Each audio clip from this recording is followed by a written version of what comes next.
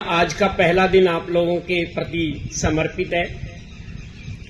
बच्चों, जब हम 15 अगस्त या 26 जनवरी मनाते हैं, केवल हम मानते हैं कि यही 2 दिन हमारे देश की आजादी के महत्वपूर्ण दिन हैं। लेकिन मुझे सौभाग्य मिला कि आज मैं ये बात आपके सामने बताने के लिए उपस्थित हूं।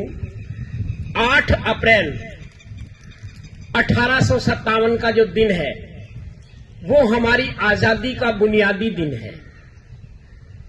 बच्चों, आपको इस बात का एहसास होना चाहिए। मैं इतिहास का विद्यार्थी रहा हूं, इसलिए 8 अप्रैल के दिन को सबसे बड़ा दिन मानता हूं।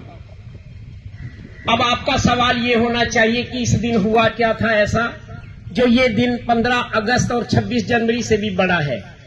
हां, इतिहासकारों की नजर में और जो सच्चे आंदोलनकारी हैं, उनकी नजर में 8 अप्रैल के दिन से बड़ा कोई दिन नहीं हो सकता।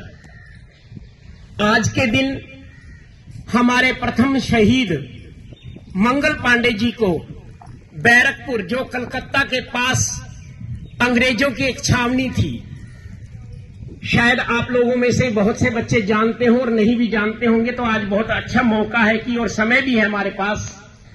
अंग्रेजों की जितनी भी छावनियां थी, 2 छावनियां सबसे बड़ी छावनियां थी।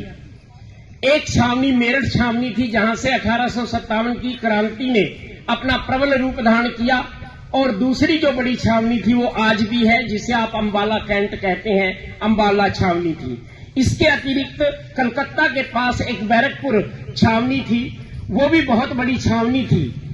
इस छावनी में 34 रेजिमेंट, इन्फेंट्री रेजिमेंट में एक 22 साल के नवयुवक काम किया करते थे, नौकरी करते थे, जिनका नाम था मंगल पांडे।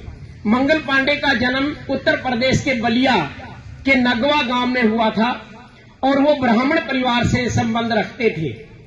बच्चों, ऐसा क्या हुआ कि 1857 की क्रांति का सूत्रपात 8 अप्रैल की इस घटना से जोड़ खाता है। 8 अप्रैल इसलिए महत्वपूर्ण है क्योंकि मंगल पांडे जी को इस दिन फांसी दी गई थी। घटना ये बताती है, बच्चों, आपको जानना चाहिए, इतिहास की बहुत प्रबल ये एक घटना है, मुझे याद आ रही है। हमने भी जब पढ़ा था तो रोंगटे खड़े हो गए थे।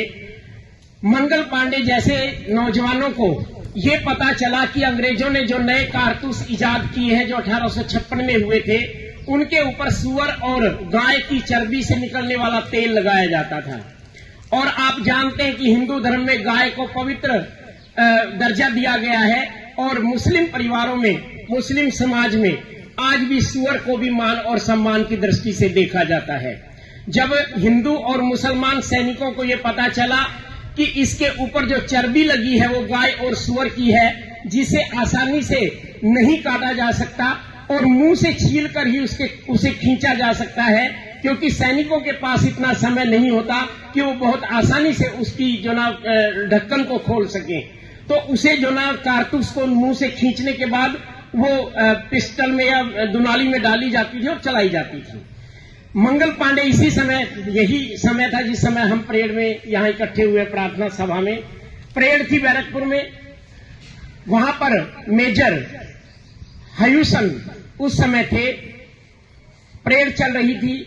लगभग 1300 के लगभग भारतीय और मुस्लिम जो लोग वहां परेड में इकट्ठे थे। हयूसन से मंगल पांडे ने सीधा संवाद किया।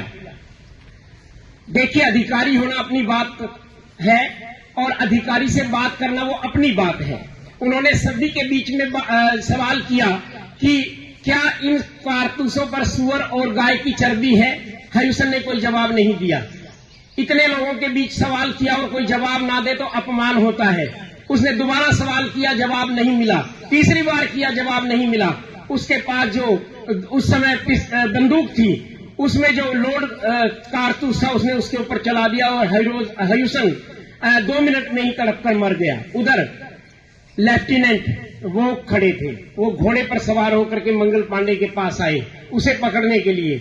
उस समय इतना समय नहीं था मंगल पांडे के पास कि दूसरा कारतूस डाल के उसको भी ढेर किया जाए।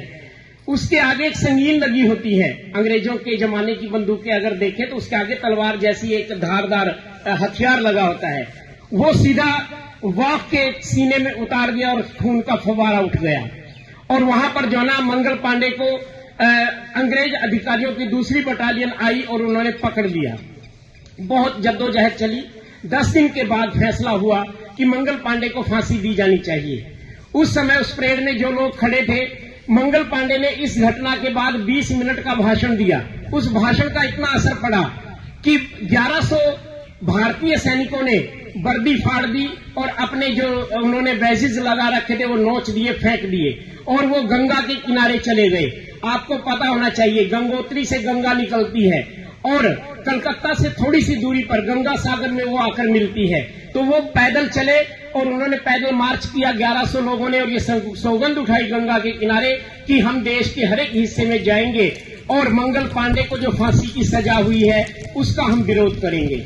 और उसी समय एक बहुत बड़ी घटना घटित होती है। आप सोचिए, एक तरफ तो ये 1100 सैनिक थे जिन्होंने अंग्रेजों के अत्याचार अन्याय इसका विरोध करने के लिए 37,000 से अधिक जो कानून उन्होंने बनाए थे अंग्रेजों ने, उनका विरोध करने के लिए ये सैनिक देश के अलग अलग कोनों में घूम रहे थे।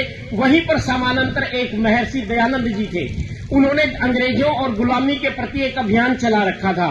आपको जान के हैरानी होगी, जिस समय मंगल पांडे को फांसी की सजा हुई, बैरकपुर में 5 जल्लाद थे।